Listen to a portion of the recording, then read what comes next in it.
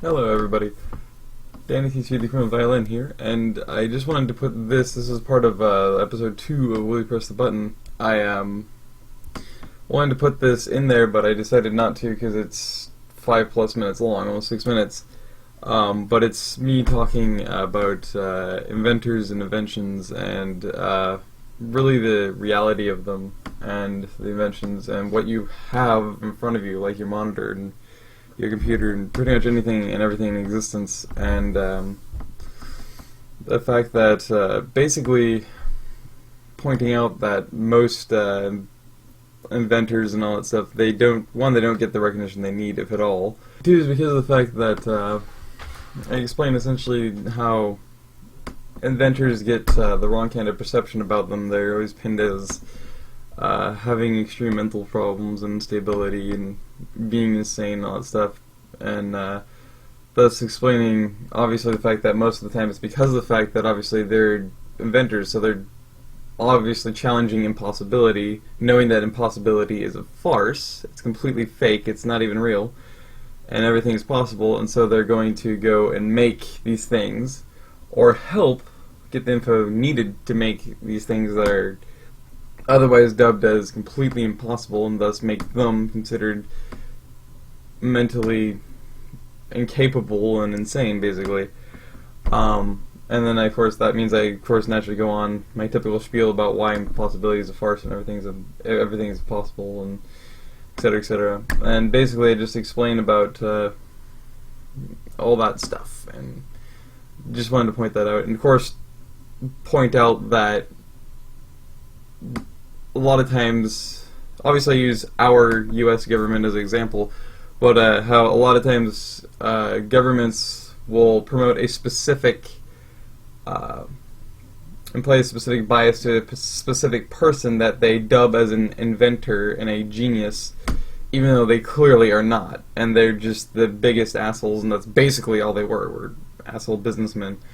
Like, in our case, it's Thomas Edison, and I explained how he was just a big asshole is what he was. He was a big, fraudulent idiot, and he wasn't even an inventor. He invented, like, 2 things, and they really aren't very prevalent. But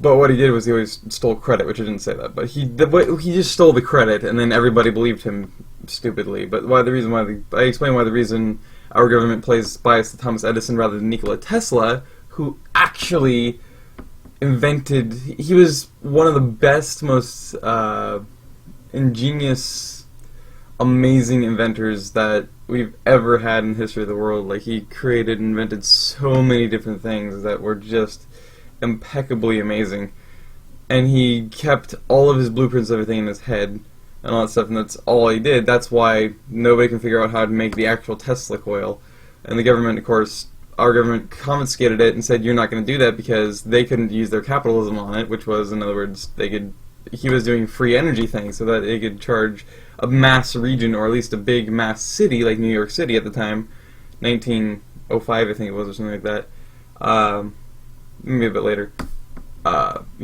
which is still huge, charge the whole city and still have a little excess to be sure that, say, well, actually, the power wouldn't go out in a Tesla coil because it's I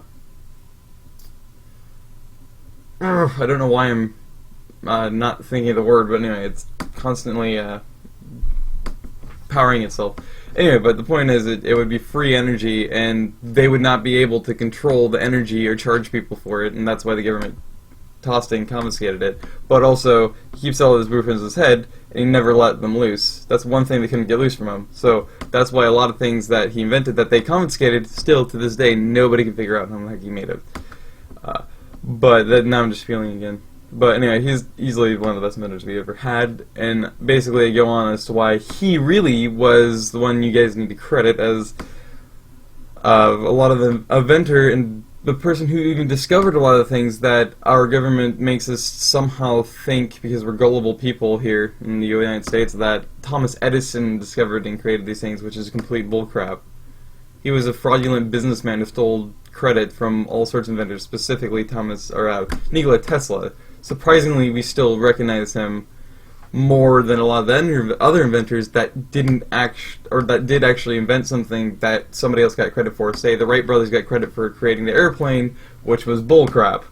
Somebody else created that. I can't remember who it was, but somebody else created that at some other point a little bit earlier. But they got the credit for it, which is really annoying. It's like, But anyway, just this whole, basically the whole point is I'm just explaining the whole perception of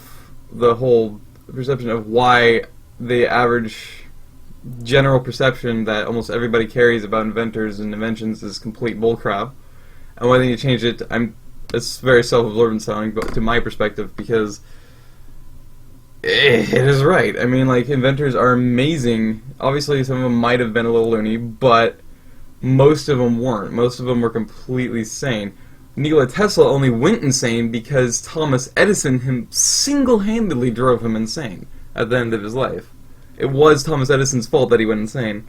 It literally single-handedly drove him that way, which is another proving point. And that was one of his goals, Thomas. So that was, to get rid of his competition, basically. And most people don't give him that credit because they want him, he's American, and thus, and since Nikola Tesla was Austrian German, that's not okay. We have to put an American one. Like, what the heck? It's like, no, it's stupid. Thomas Edison was the biggest asshole ever. Anyway, but now I've gone on again about it because it's just something that's interests me so much. In fact, I even, like I said last night on Twitter, it's like I watched Slingshot, and it's an epic documentary. I really love it. And I really now like that guy, too. I forgot his name. Do you want to say Don, but it wasn't Don, I don't think. Anyway, but, yeah. God, I feel like I'm an idiot. Anyway, but yeah, so, inventor and inventions, babble, whatever. Anyway, so yeah, I'm sorry, I didn't mean for this to even go on like this is, but basically that's the whole point of this whole video, is what I excluded out of the episode 2 of We Have Pressed the Button, which this to me is a very, very important thing to get out there, so just want you guys to have this in mind when you watch this, even though you kind of already are watching it, I guess, just in this sense, but anyway. So, I hope you get the point of the video, and I hope you like it, and see you later, bye-bye. You become a famous scientist creating famous inventions. Nikola Tesla. Or you can, air quotes here, create and quote-unquote invent, which he didn't. He apparently invented like 2 things, and that's it. Basically, you can be a fraud. Like, oh, I don't know, how about... What was his name? Thomas Edison, right? He was the biggest fraud ever, and he single-handedly drove Nikola Tesla insane. Nikola Tesla, on the other hand, is a true inventor and a true genius and a true scientist and a true everything. Like, he was just amazing. But sadly, our government likes to glorify Thomas Edison because he's American and not Austrian German. Ugh. Yeah, stop being such an asshole. Patriotic America, get home, come on. Acknowledge the true history of Thomas Edison. He was just a fraud and he was an asshole. That's literally what he was. He was a businessman who happened to be the most entitled son of a duck ever. He just does not deserve any recognition except as that, if he deserves any. Anyway, so, you can become a famous scientist creating famous inventors, but you are completely insane and no one helps you. Now, I like that they say that simply because of the fact that almost every inventor throughout all of time is intentionally creating stuff that doesn't exist yet. And almost every time, they're creating things that are considered by almost everyone in the world, except those in that community, as completely and entirely impossible. And thus, because they say, well, I'm going to prove to you that its impossibility is a farce by creating this impossible thing, just like every other inventor has. And they're dubbed insane. They're dubbed as crazy. They're dubbed as having a complete, extreme mental issue, which is insulting and so sad. So to automatically say that, basically this is suggesting, the way this is laid out, that they're essentially suggesting and writing it as, in other words, not all inventors, in fact, most inventors, are not insane. They're perfectly sane and in the right minds. It's the fact that you are one of the rarities to be insane. Which is, I like the fact that it has that, that they basically are pointing that out indirectly. I really like that. So whoever wrote this one, thank you for that, because that is really how it works, is that they really aren't insane. But, yeah, so just the more you know in that sense.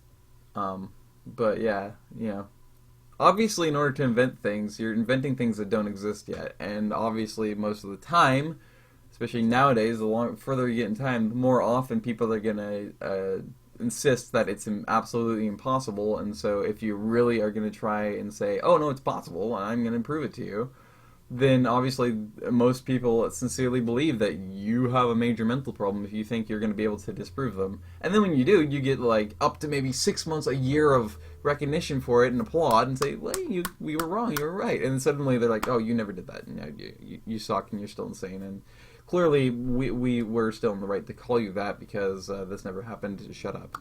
Like, really? That's literally, like, if you look through history, real history, that's actually how it worked for every inventor. It was like, they get this minuscule time period where they, like, get the recognition they deserved and say, okay, you're right, it wasn't. And then they're just trashed as being insane. It's like, really? It's really sad. So, I just gotta get that out there, because I always feel that way about it.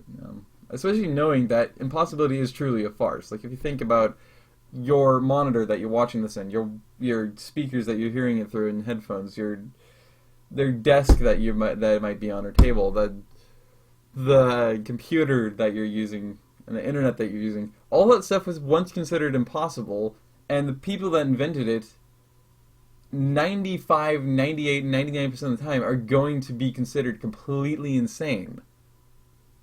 Which is incredibly sad. But they're considered insane because it's considered impossible. But those are the exact people that prove that it's not insane because it really isn't impossible. They're proving that impossibility is really a delusion. It's an illusion, it's false. It's farce. It's a farce. It's fake. It's Fox, And it is. It's like I say, literally nothing is impossible.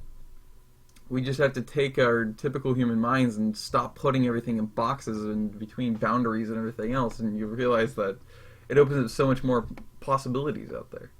It's just so cool. But, yeah, like, are you kidding me? Of course I would do that. I love creating and creativity. I already talked way too long on that, and I probably repeated myself many a time in different words, but anyway.